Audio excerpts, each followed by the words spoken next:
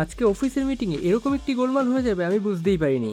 আজকে আমাদের অফিসে একটি মিটিং আছে আর আমি যাচ্ছি এই মুহূর্তে বিবাহের বাড়িতে গিয়ে দেখি প্র্যাকটিস করছে, কারণ আজকে প্রোগ্রামে ও একটু পারফর্ম করবে। ও একটু নার্ভাসই ছিল। ওকে মোটিভেট করে আমি চলে যাই হোটেলে যেখানে আজকের প্রোগ্রামটি হবে। ল্যাপটপ, প্রজেক্টর এইসব সেট আপ করতে করতেই সবাই চলে আসে। আজকে ছিল রবীন্দ্র জয়ন্তী, তাই আমাদের মিটিং এর থিমটিও হবে রবীন্দ্রনাথকে কেন্দ্র করে। এই হলো সায়ন আর এই হলো আন্টি আর ওই যে বিভব। আজকে এরা পারফর্ম করবে। আমিও একটা জিনিস পারফর্ম করবো কিন্তু অন্যভাবে। ভিডিওর পরের অংশে আমি তোমাকে বলছি। দেন সবটা ঠিকঠাক করে আমি চলে যাই কোল্ড ড্রিঙ্কস খেতে। এরপর প্রোগ্রামটি শুরু হয়ে যায়। আমি আর বিভব সাইডে দাঁড়িয়ে প্রোগ্রামটি দেখছিলাম। আর এর মধ্যে মিতাদি অ্যানাউন্স করে যে বিভব এখন পারফর্ম করবে।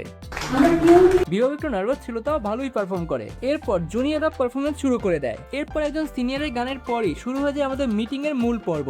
এখানে বিভিন্ন ক্লায়েন্টরা বিভিন্ন রকমের প্রশ্ন করে এবং এর উত্তর আমরা দেই এবং আমাদের বানানো কিছু প্রেজেন্টেশন তাদের সাথে শেয়ার করি। আমিও একটা ভিডিও বানিয়েছিলাম যেটা ছিল রোনাল্ড রিডকে নিয়ে। রোনাল্ড রিড ছিল আমেরিকার একজন বাসিন্দা। সে খুব গরিব ছিল কিন্তু ইনভেস্টের মাধ্যমে সে অনেক বড় অ্যাসেট তৈরি করেছিল। এই ভিডিওটি যদি তোমরা দেখতে চাও অবশ্যই কমেন্ট করবে, আমি আমার চ্যানেলে আপলোড করব। এরপর আমাদের মিটিং এ জয়েন করে হিমানি তানেজা। সেও কিছু ইনভেস্টমেন্ট রিলেটেড মূল্যবান বক্তব্য শেয়ার করে। এরপর স্ন্যাক্সের পার্ট শুরু হয়ে যায়। তোমরা দেখতেই পাচ্ছ আজকে স্ন্যাক্সে কি কি ছিল। আজকে যেহেতু শনিবার ছিল তাই আমি শুধুমাত্র ভেজ আইটেম খেয়েছি। এরপর বাকি অংশ একটু নাচ গান হয় এবং সবাইকে 2 প্যাকেট করে বিরিয়ানিও দেওয়া হয়।